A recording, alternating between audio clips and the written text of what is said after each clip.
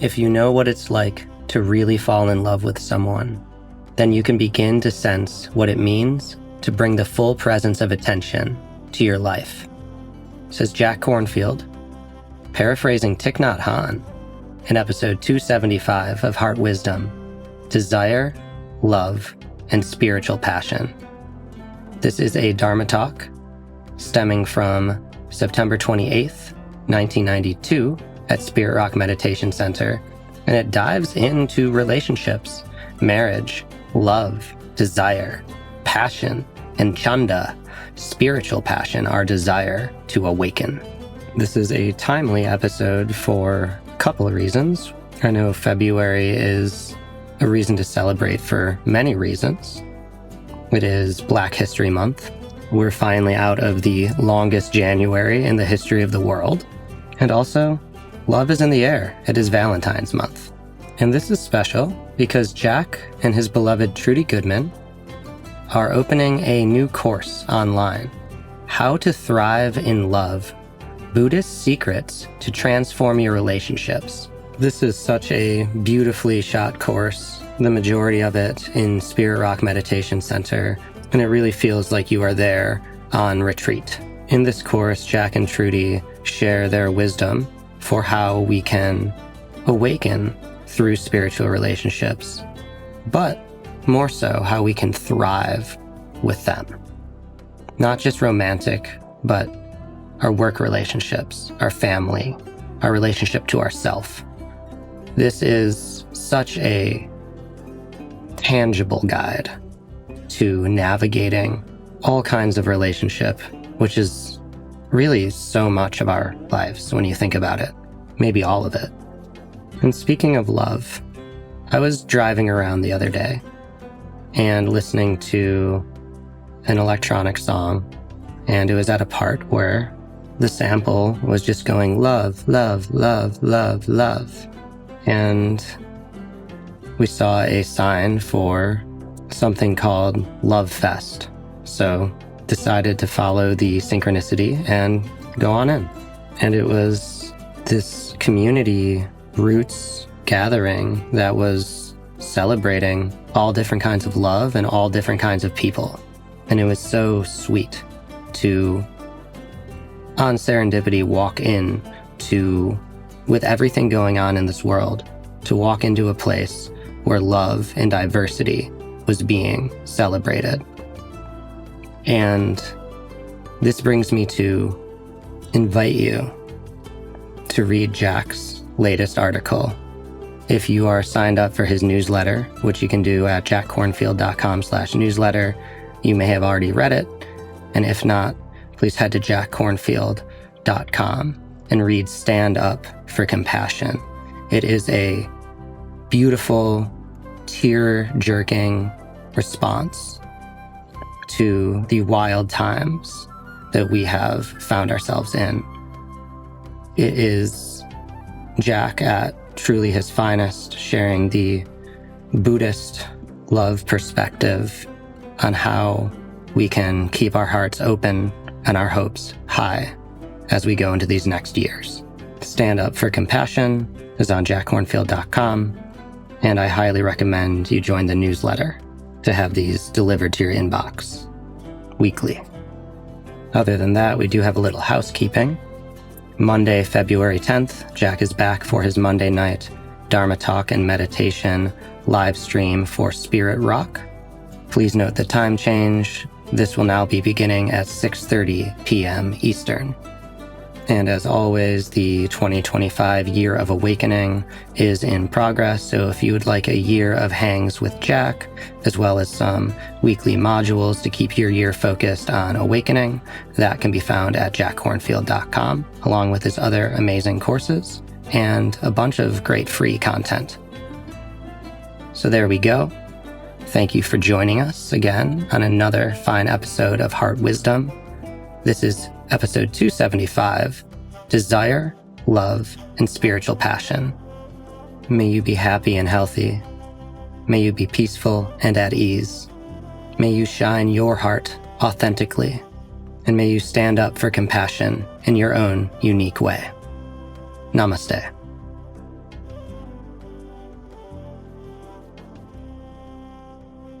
So this fall, as we go through the weeks, I began a series of talks last Monday on the qualities of attention, starting with the general respect for our human capacity to listen. And I'd like to expand that over the weeks to follow the 4 foundations of mindfulness and the teachings of the Buddha on that, and the whole notion of awareness or attention that's so central to awakening in Buddhist practice. I'll do so, but not in the systematic order that one finds in the sutras, but rather kind of wander through the domains of attention. The most important teaching of the Buddha on awareness or mindfulness or presence, called the Sutra on the Establishment of Mindfulness, was given at one time in a market town of the Kuru people in North India, as the Buddha wandered there with some of his followers. And he said to those around him, "My friends," and they said, yes, sir, yes, master. Buddha said, "My friends, there is a most wonderful way to help living beings realize purification, overcome quite directly grief and sorrow, end pain and anxiety, travel the true path, and realize nirvana." This is the 4 establishments or the 4 foundations of mindfulness. What are these 4? My friends, a practitioner remains established in awareness of the body, diligent, with clear understanding, mindful, having abandoned every dislike and grasping. They remain established in observation or awareness of feelings, diligent, with clear understanding, mindful, having abandoned again every distaste and every grasping, simply noticing the nature of body and feelings, simply noticing the nature of mind and of all that's contained in mind, the laws of the body and mind. And then the Buddha goes on, how does a practitioner begin establishing this attention in the body? They go to a forest, to the foot of a tree or an empty room, sit down cross-legged or in some stable posture, and establish mindfulness or awareness in front of them with their whole attention, being aware as they breathe in, aware as they breathe out. He continues talking about awareness of the breath, awareness of body, awareness of feelings. This particular discourse or teaching from the Buddha begins in a way as an invitation. It is an invitation to well-being, happiness, purity, to that which is timeless or deathless, the nirvana that the Buddha spoke of, peace. The first step of the practice of this teaching is simply to stabilize the heart and mind and body, to connect ourselves together so that we can be present in this timeless moment just now. So let us talk further about this sense of presence or mindfulness. And we'll do that over a number of weeks this fall. There are 2 key elements. The first is a steadying or focusing of attention, so the mind is not distracted and lost in 100 other places, that distractedness that comes over us so easily in our time, where you drive from one place to another and you arrive at your destination and wake up and realize that you have no recollection of the entire drive or where you've been. Sleep driving, right? So the first key element is a connecting, a steadying, a focusing, so that we're actually here, alive, awake. The second key element is, when coming into the present, an opening of our eyes, our senses, and our heart to see and feel and listen deeply to understand what's here in front of us. And that's what we talked about somewhat last week in listening. Now, as we start to come more into the present and be more aware, very often the first things that we encounter are small or large, sometimes even monumental distractions and difficulties. Sounds that distract us, sensations, pains, patterns of tension in the body, and then even more than that, moods, feelings, and the movement of mind, the thoughts, plans, fears, imaginings, the waterfall inside. What does the Buddha say in teaching this capacity for presence? He goes on in another section of this teaching. He says, begin by noticing the breath and the body, being aware of the feelings that arise, those that are pleasant and unpleasant. And once you've established yourself well here, then, or even begun to establish yourself, then begin to notice the forces which carry you away, so that when you are aware and present, you can also notice the mind of wanting has arisen, or the mind of aversion, or the mind of fear, or the mind of distractedness. He goes on, how does the practitioner remain established in the awareness of mind and experience in sitting and meditation? They observe or sense directly the experiences of mind with regard to the difficulties, the distractions themselves. How is this done? For example, when sensual desire is present in them, they are aware, desire, sensual desire is present. When sensual desire is not present, they are aware, sensual desire has passed, is not present. When it begins to arise, they are aware of it. When it has already arisen, they are aware. When it is released or abandoned, they are aware of it. They become aware of the forces of wishing, hoping, desiring, longing that take us out of the present. And he goes on to talk about being aware of the other forces of mind that arise in our life, that take us from living fully here and now. These can be called the distractions, the entanglements. And I want to speak more about desire tonight because it's so powerful and because it's so illustrative of our human predicament. How to understand it? Let's see here. Desire, one word in English, yet characterized in many different ways. It makes the world go round, if you haven't noticed. There's desire for food, pleasure, ice cream, sweets, different kinds of delicious tastes, desire for beautiful sounds and beautiful sights. There's desire for survival. There's just desire for enough to eat, or enough warmth, or enough cool, or enough protection for our body. There's sensual attachment, desire for pleasures of the senses. There's romantic desire. There's desire for meaningful work. Desire for connection with one another. Desire for the well-being of our children.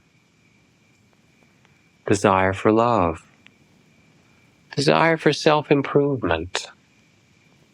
Desire for awakening. Desire for freedom. All different kinds of desires, aren't there?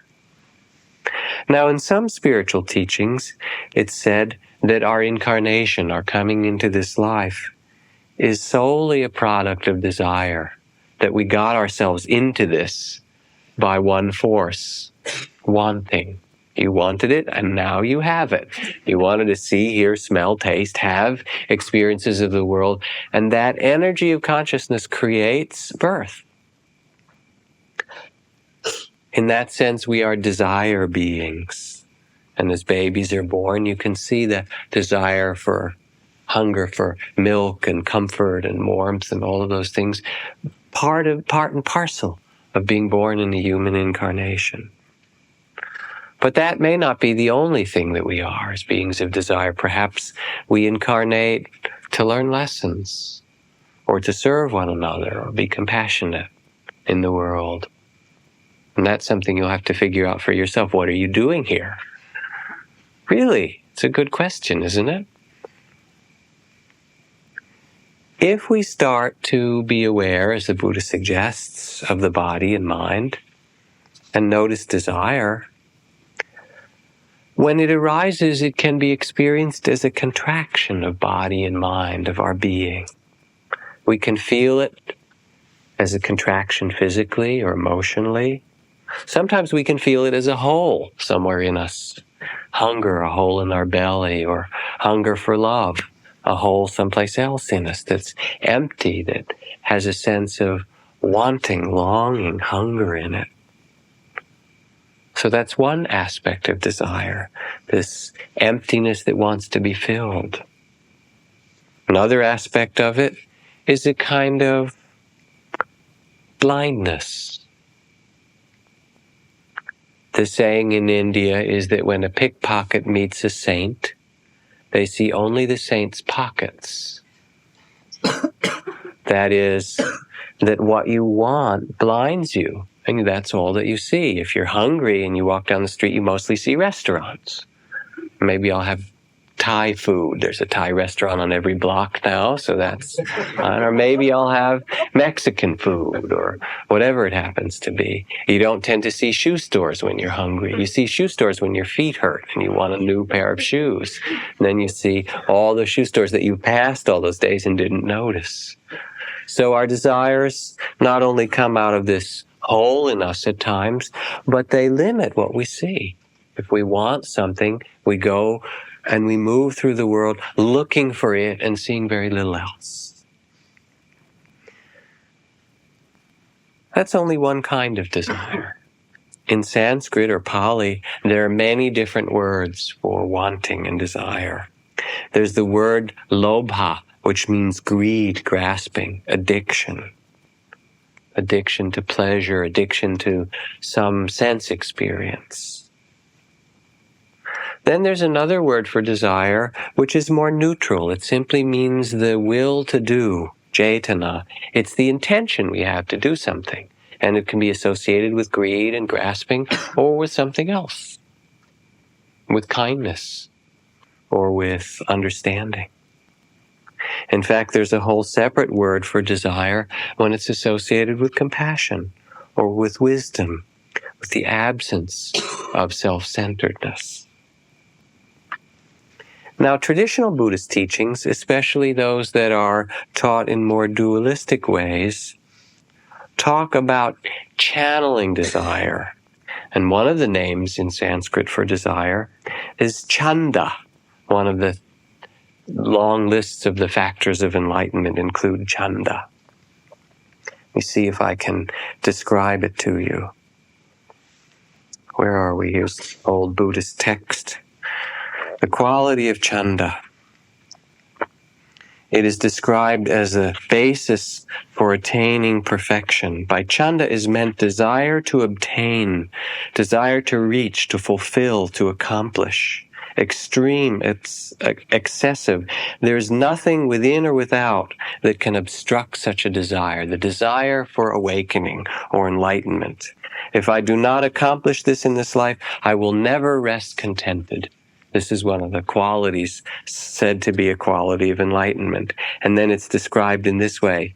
Let only my skin and sinews and bones remain. Let my flesh and blood and my body dry up. I shall not permit the course of my effort in meditation and spiritual life to stop until I attain that which may be attained by human effort and human ability and human exertion until I too am awakened. So that's the word Chanda. And it's a very powerful energy. It's a kind of passion, but it's a spiritual passion. The desire to fulfill. So Horton kept sitting there day after day, And soon it was autumn, the leaves blew away, and then came the winter, the snow and the sleet, and icicles hung from his trunk and his feet. But Horton kept sitting and said with a sneeze, "I'll stay on this egg, I won't let it freeze. I meant what I said, and I said what I meant, an elephant's faithful 100%. That's sort of modern day Chanda. Right? Now this steadfastness, this wanting that is that quality, can be the desire for awakening or something noble, but it also can be the desire for power and control.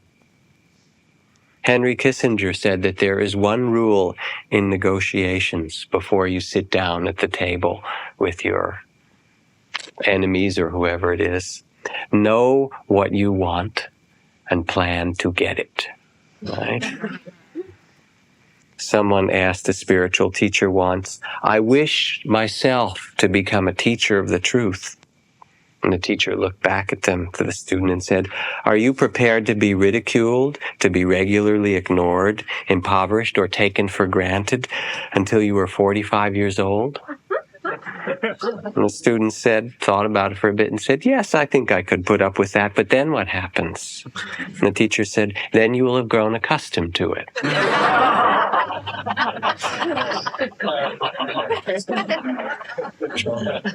So it says, know what you want. I mean, do you want to be a teacher, or was there some other agenda that you might have had in there beside being a teacher of the truth?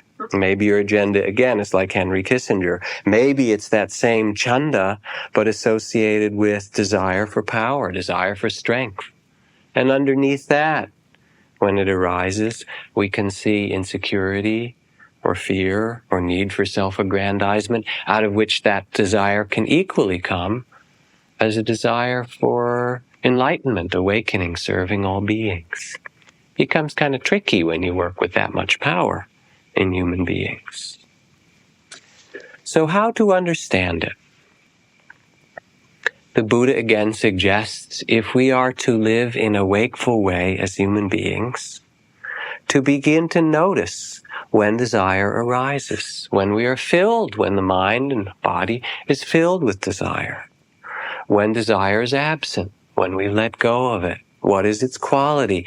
In other words, to begin to study it, to include it in the dimension of this capacity we have for presence or attention. Because unless we understand it, our lives will pretty much be lost. If we don't understand desire, it's such a central force in life. It will mean that we're asleep.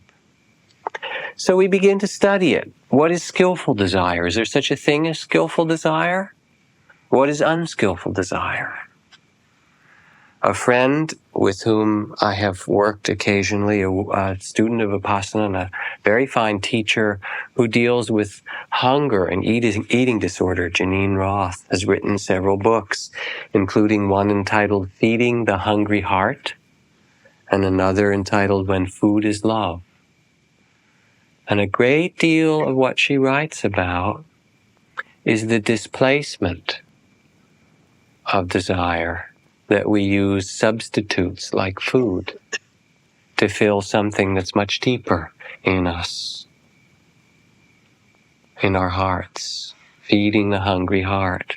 And out of that displacement then, when we feel isolation or grief or some other sorrow, instead we eat, or we turn on the TV, or we buy something new. We distract ourselves with desire. So in studying desire, we want to both notice what arises in us, and also we want to notice what its source is. Is that really what we want? What we're longing for?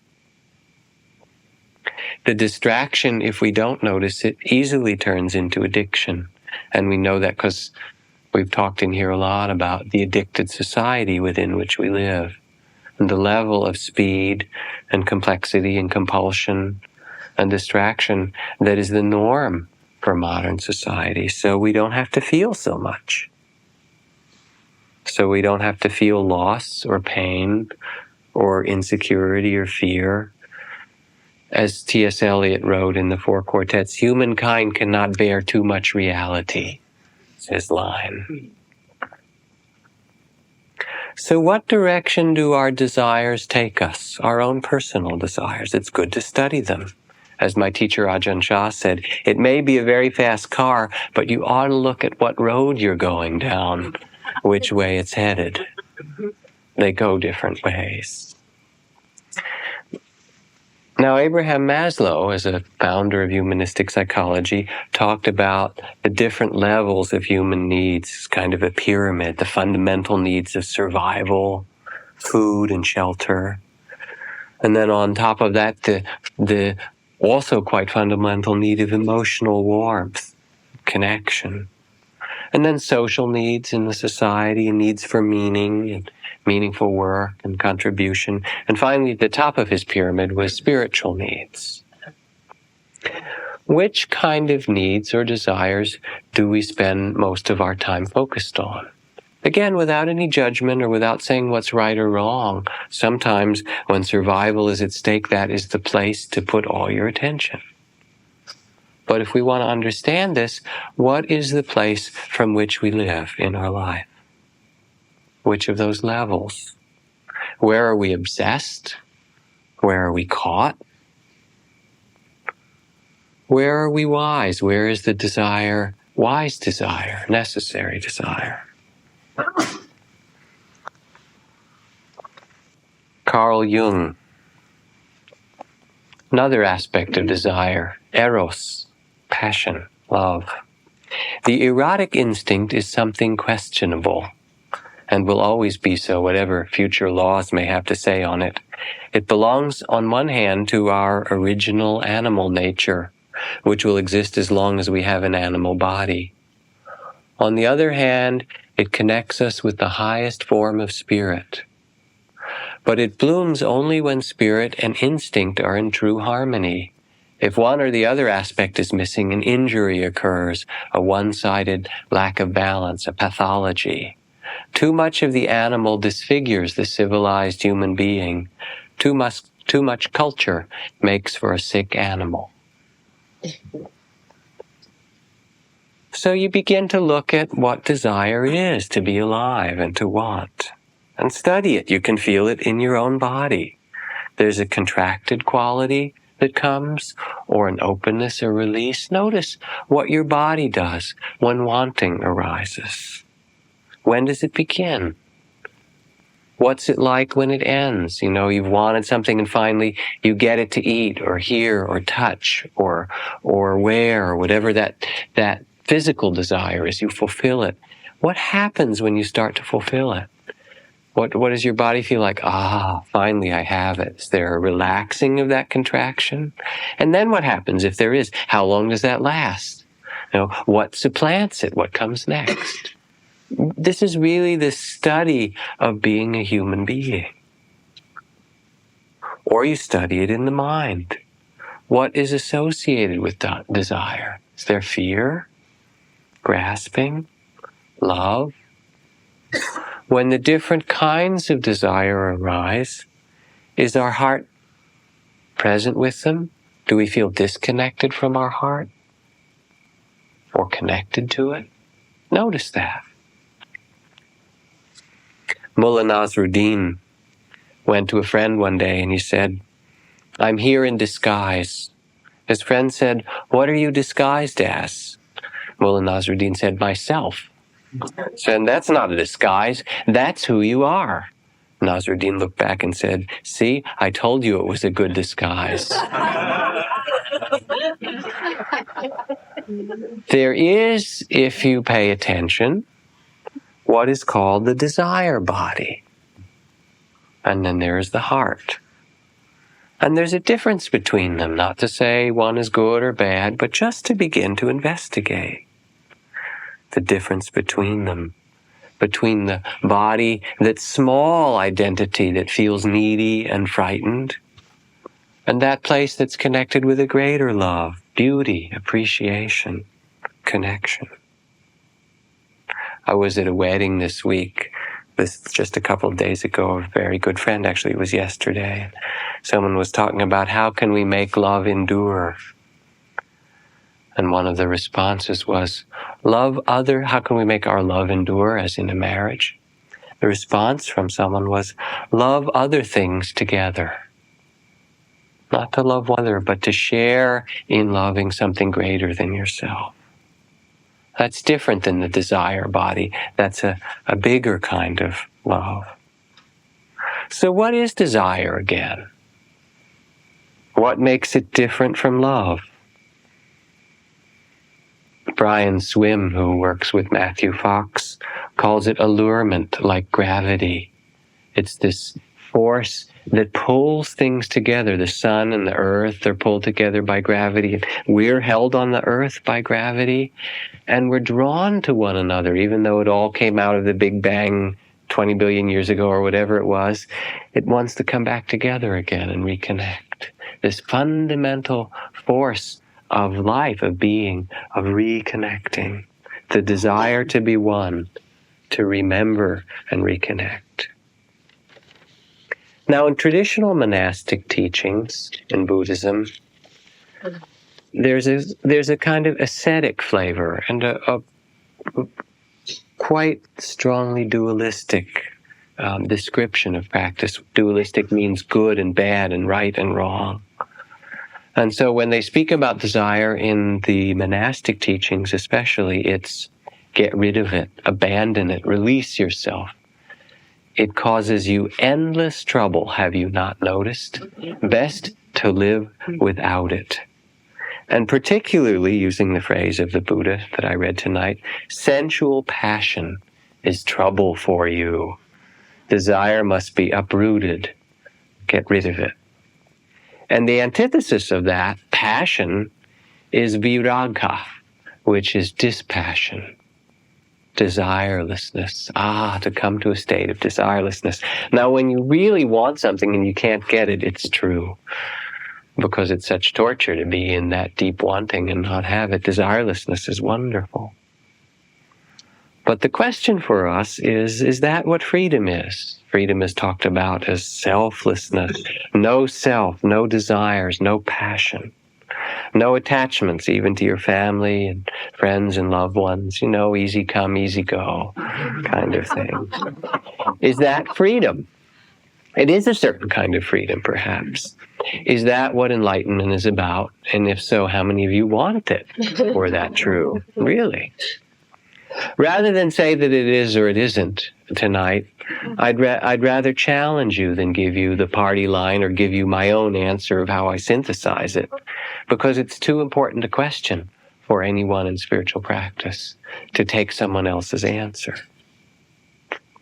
This summer, Thich Nhat Hanh, Vietnamese Zen master and wonderful teacher, gave a series of teachings in Plum Village in France for some hundreds of people, entitled Vipassana in the Mahayana tradition, or Vipassana practice.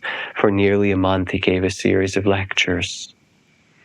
And partway through, as he began, he said, I have a very personal story to tell you in relation to awareness and mindfulness. A very personal story that I've never told before. And that's all he said for a while. And then he continued to teach over a number of days about the Buddhist instructions on being aware as the breath comes in and out, and being aware of the heart opening and closing, and desire being present and not, and fear and anger. And one morning, as he was going through the teachings of that which leads to presence, wakefulness, to the deathless, as the Buddha said, he stopped for a moment. And then he looked out at everyone and he said, she was just 20 years old when I fell in love with her. And all of a sudden, the level of attention in the room rose measurably. You could hear a pin drop. It's one thing to read the old Buddhist texts, isn't it? He said, I was 23 years old and I had been a monk since I was a young boy. And I was teaching. But I was teaching by what I had been trained. I was invited to go and give lectures on the Buddhist teachings. I taught by what I had studied, but I didn't yet really have my own knowledge. And in the background of my teaching was the war, the interminable war in Vietnam. This was still the war when the French and the Vietnamese were fighting before the Americans thought they could do better somehow. It's kind of like Dr. Zhivago or something, the background of great war and suffering and the sorrows of those dramas.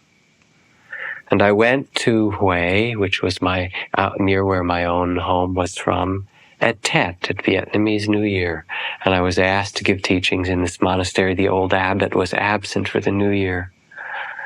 And as I was entering the monastery, walking up the steps to the main hall, I saw her come down the stairs. And he began talking about the very deep feelings that he had for this young woman, and the romance that began as an accident that wasn't supposed to happen to a young monk and was never consummated because that wasn't allowed in their vows, but how deeply and passionately in love with this woman he was. He talked about it for a while. And then he said, if you cannot understand falling in love, you will not understand the Buddhist teachings of attention. You won't understand mindfulness, heartfulness, what we're teaching for this whole month together, the true presence of being. For it requires, remember that word Chanda that I talked about, it requires a kind of passion, the passion for the spirit of awakening, the passion for all beings that motivates and guides our practice. If you can remember what it was like to be really in love with someone, then maybe you can begin to sense what it means to bring a full presence to your life, a full attention. I have a friend who is writing her doctoral thesis as a psychologist on the erotic countertransference that certain psychiatrists and analysts, women, female psychiatrists and analysts have toward their patients, which is to say, instead of erotic countertransference, that means that for these women who are psychoanalysts or psychiatrists, that sometimes in having patients who they work with, there arises a romantic, erotic desire. And she said there's almost nothing been written about it. There's some written about that which happens between men as therapists or psychiatrists, but very little about women.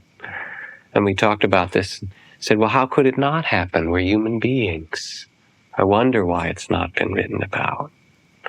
Whenever there is true intimacy, there comes some of that element of eros or passion in some way, not necessarily erotic in the sexual sense, but erotic in the sense of electric, alive, present. I remember one of the first studies that I did when I was just beginning graduate school after I came back from the monasteries. And I had a therapist, a woman who was very gifted, who I work with. I was about 28 years old, or 27 years old at that time, maybe. And she was 68. And one week I fell completely in love with her. And it wasn't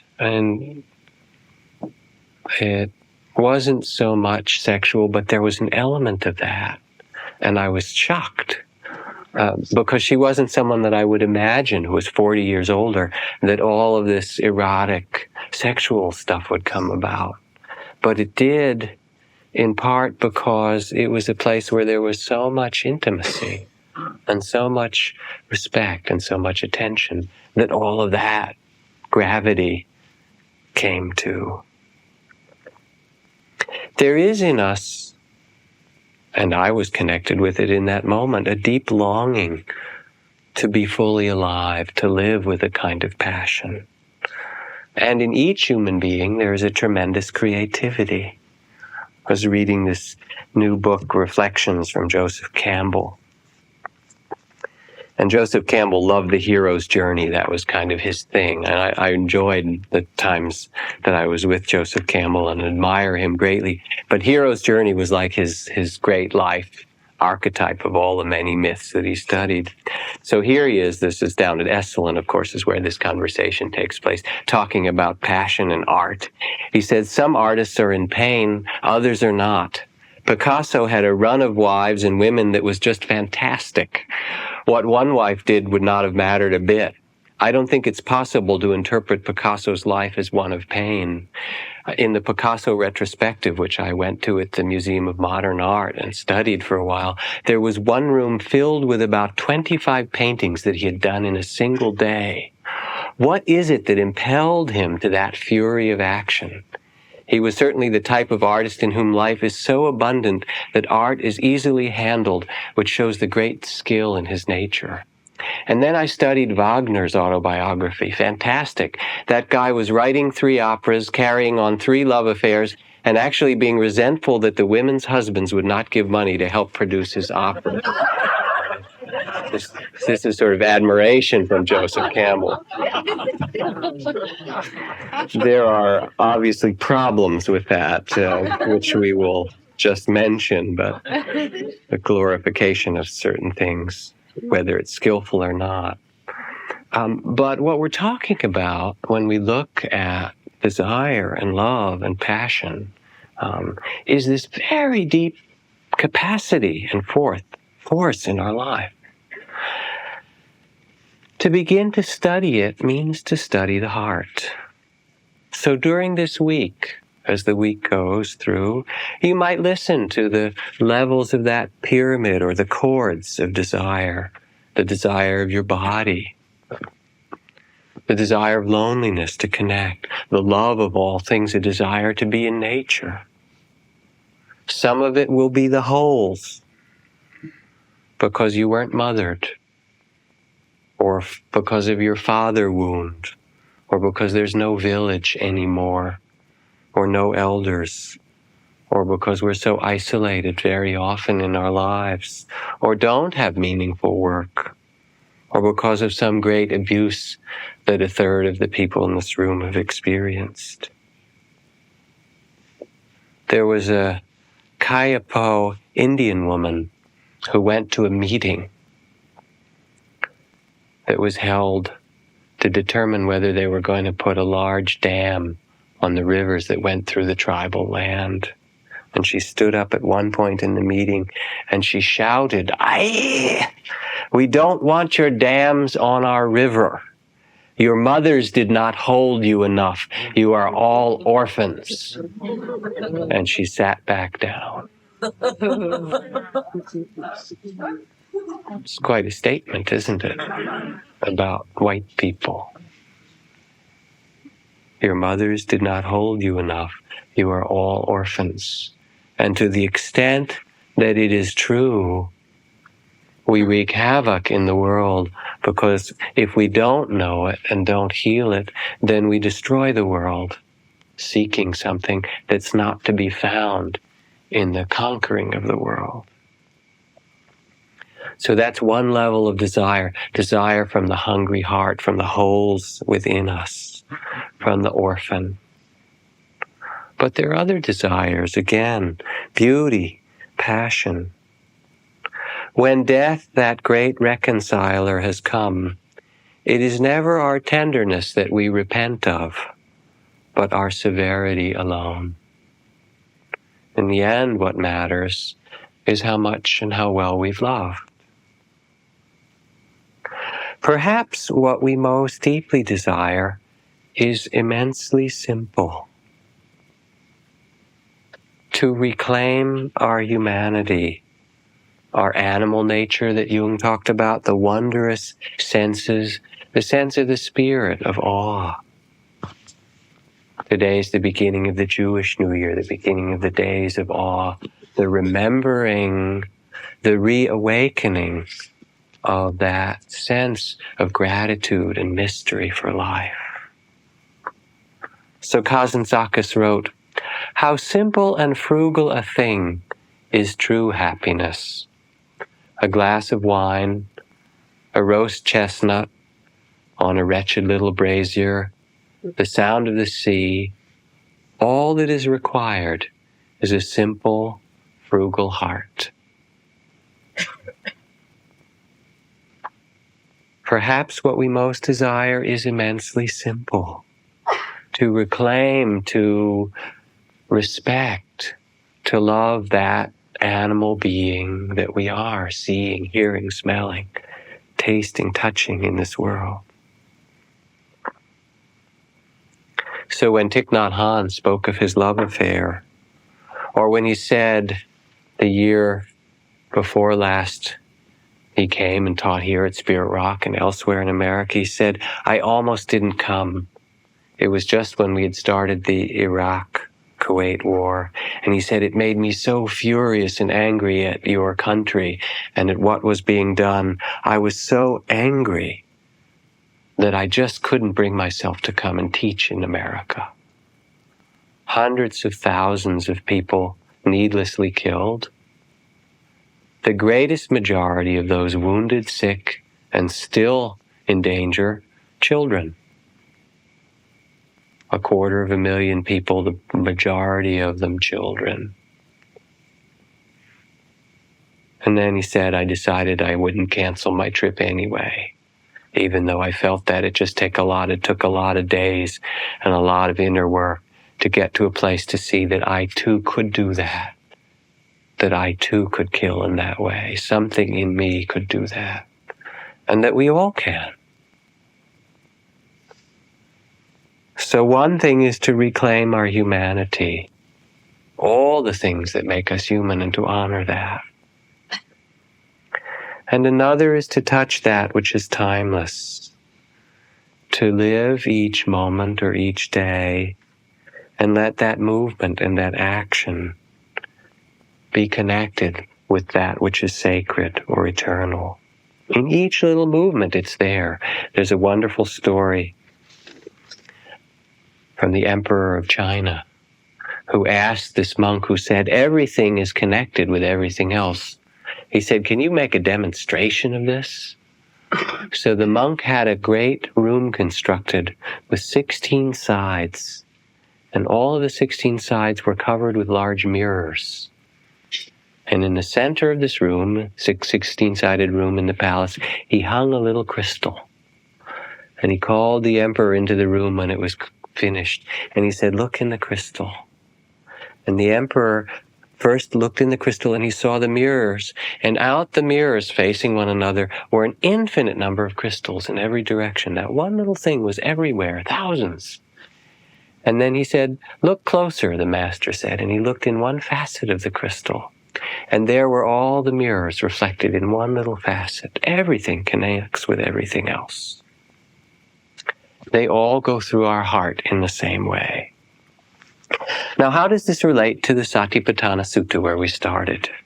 And the Buddha's discovery of peace, the deathless freedom. As we sit and walk and eat and pay attention, various desires will come and go.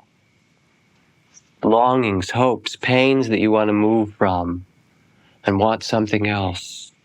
I usually sit and wait until I want to get up at least 3 times before I get up. It's really interesting just to do that and see the waves of desire come and pass away. And as we sit and pay attention and open, our identity expands, and we move from the small body of needs and fears, our personal history, our past suffering and grief. We breathe and open to something that's greater, the world of beauty and sorrow around us. And if we rest in that, we begin to discover that what we most seek or desire is the end of seeking, is the end of desiring. Try it. See if that's so for yourself.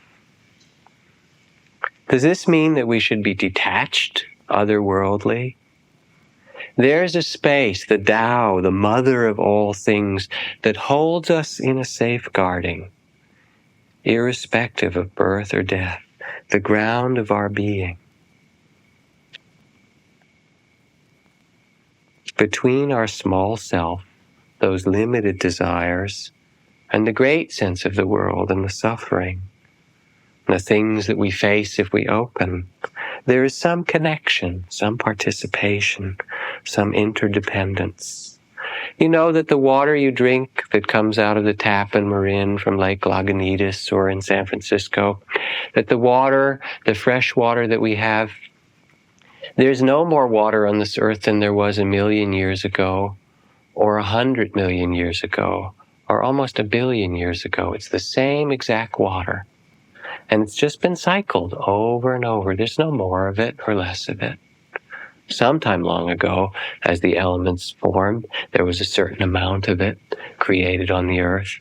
And we all drink the same water. And then it goes back through our septic systems and back out into the ocean and up into the clouds, and it comes down again.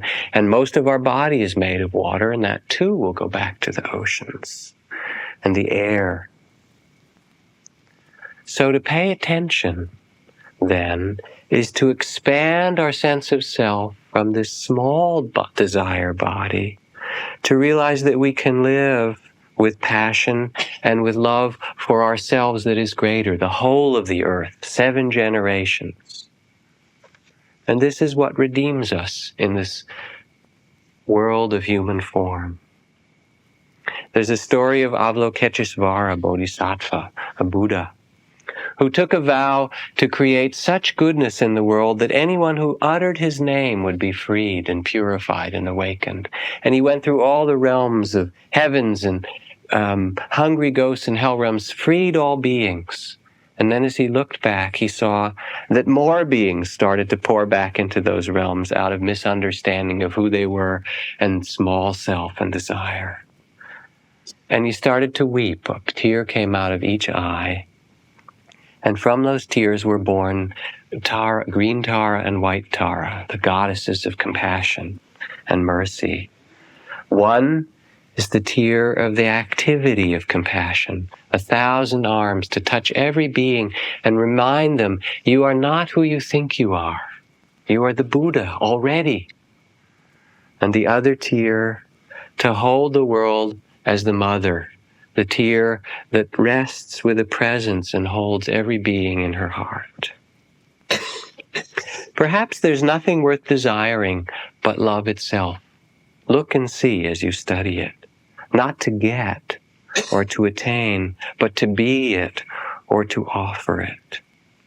And this is what's healing in the end. To discover that we are the source of our own desire and longing, and we are the end of it. My teacher Nisargadatta in India used to say, the trouble with you is not your desires, the trouble is you do not desire enough. Why not desire everything? You could have it all.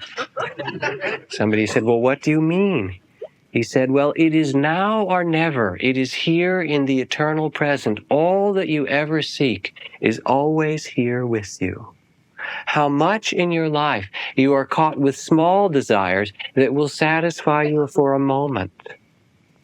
But how much in your life could you live in your greatness, in your Buddha nature, without holding back, with your full love and attention and passion?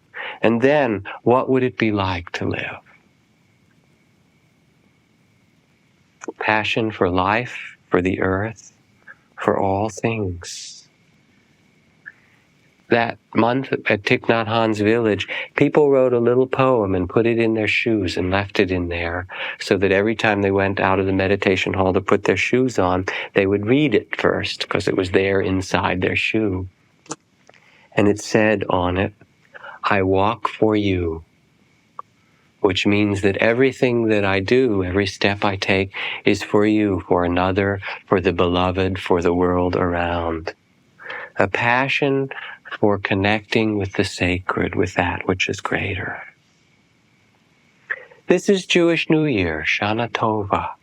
Be happy, be blessed, be fruitful in the new year. Be it appreciative of the blessings of life. Be passionate in your study, and study desire. Study what it is that you really want in yourself, in your community, in your heart. Notice when it comes and goes. Notice the desires you live from, and what it would be like to live fully awake. And so I guess I will end by reading you a story of passion, just for the fun of it. Okay? This is from Rumi Poetry, his new book, One-Handed Basket Weaving. Titled Bread Making. There was a feast. The king was heartily in his cups, drunk, if you will. He saw a learned scholar walking by. "Bring him in and give him some of this fine wine," said the king. The servants rushed out and brought the man to the king's table, but he was not receptive. "I had rather drink poison. I've never tasted wine and never will. Take it away from me." He kept on with these loud refusals, disturbing the atmosphere of the feast. This is how it is sometimes at God's table, you know. Have you not noticed? Someone who has heard about ecstatic love, someone who has heard about presence but never tasted, disrupts the banquet. If there were only a secret passage from his ear to his throat, everything in him would change. Initiation would occur. As it is, he's all fire but no light, all husk and no kernel. So the king gave an order. "Cupbearer, do what you must." Now, mind you, this isn't just about alcohol. This is how your invisible guide acts, the chess champion across from you that always wins. He cupped the scholar's head and said, "Taste." And again, the cup was drained, and the intellectual started singing and telling ridiculous jokes. He joined the garden, snapping his fingers and swaying, enjoying himself. Soon, of course, he had to pee. He went out, and there, near the latrine, was a beautiful woman, one of the king's harem. His mouth hung open. He wanted her right then, and she was not unwilling.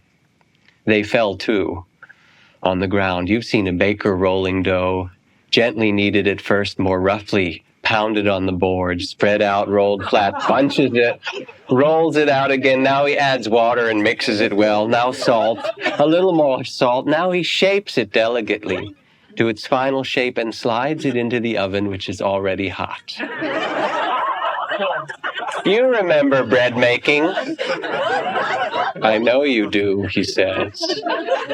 This is how your desire tangles with the desired one. And it's not just a metaphor for a man and a woman making love.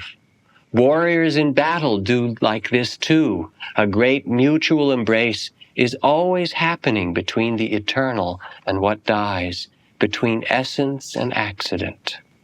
The sport has different rules in every case, but basically it's the same game, remember. The way you make love is the way that God will be with you.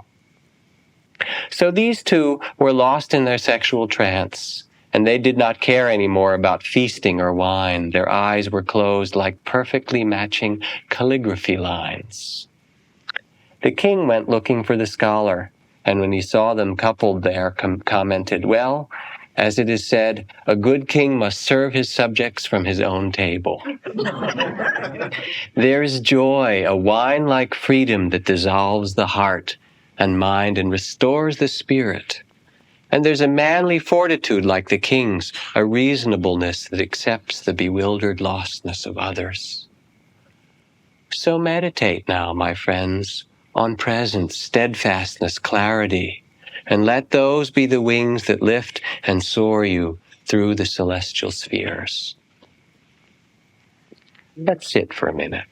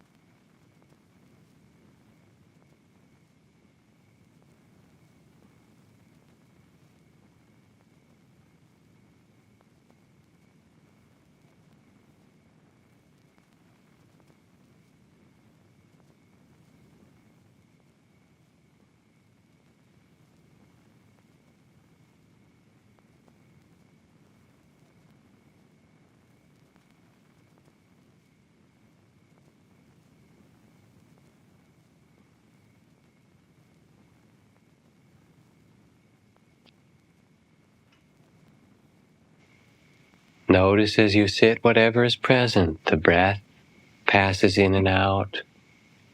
Thoughts, images, desires come and go. Let yourself be aware and truly present, as if you loved this moment, its heat or sweat, the crickets, just being alive.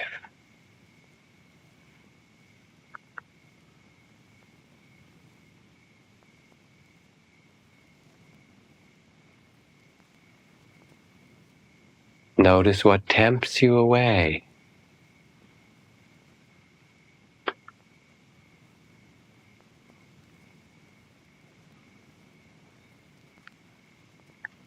See if you can sense in yourself that gracious king or queen that can give away everything from your banquet table because there's such abundance in your own being, your own Buddha nature, your own heart.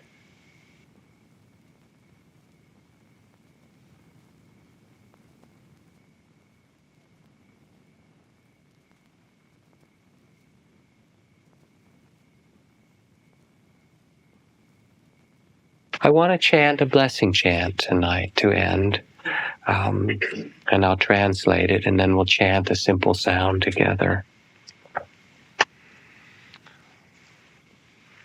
Sapitiyo vivachantu, saparo ko vinasatu, made pavadvantarayo, sukhitikayu bhava, abhivatana sile sanicang utabachayino, chataru dhammavathandi, ayuvano sukhang phalam, yatha varivaha pura paripurenti, sakarang Ewameva itotinang petanang upakapati ichitang pachitang tumhang kipameva sabe samichu pankpapai Janto banaraso matamidi rotso tiraso yata. Just as the water that previously flowed in the hills and rivers fills the ocean, so may the spirit of your gifts to the earth, to one another, from your heart, reach and benefit all beings, those alive and those who have departed. May all your wishes soon be fulfilled as completely as the moon on full moon day, and as successfully as if conferred through the power of the wonderful wish-fulfilling gem. May all dangers be avoided. May all suffering and distress be dissipated from your life. May no obstacles come across your way, and may you enjoy happiness and long life. And may you who are present and respectful, who live in the way of the Dharma, prosper in four great blessings, in age, in beauty, in happiness, and in strength. And may you bring these blessings to touch all beings in the world around you. May you have a happy year. Let us chant together simply the sound Ah, opening, letting go. Ah.